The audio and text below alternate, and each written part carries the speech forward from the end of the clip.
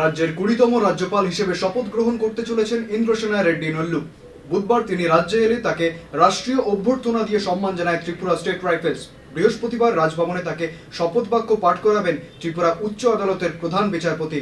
বুধবার এক বিশেষ বিমানে রাজ্যে এলেন রাজ্যপাল ইন্দ্রসেনা রেড্ডি নল্লু। বিমানবন্দরে তাকে স্বাগত জানান মুখ্যমন্ত্রী মানিক সাহা। রাজ্যের নবনিযুক্ত রাজ্যপাল অবিভক্ত অন্ধ্রপ্রদেশের বিজেপি নেতা ছিলেন।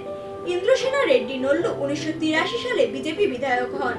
এদিন তিনি বেলা 4টে নাগাদ সস্ত্রীক আগরতলার মহারাজা বীর বিক্রম বিমানবন্দরে অবতরণ করেন।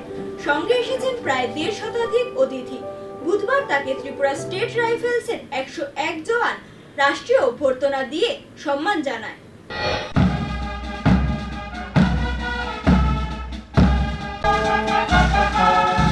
নবনিযুক্ত রাজ্যপালের রাষ্ট্রীয় অভ্যর্থনা অনুষ্ঠানে এদিন রাজভবনে উপস্থিত ছিলেন মুখ্যমন্ত্রী মানিক সাহা সহ মন্ত্রিসভার একাধিক সদস্য। বৃহস্পতিবার সকাল 10:15টায় রাজভবনে তাকে শপথ বাক্য পাঠ করাবেন ত্রিপুরা উচ্চ আদালতের প্রধান বিচারপতি Aparesh Kumar Singh. Bureau report, news now, Agartala.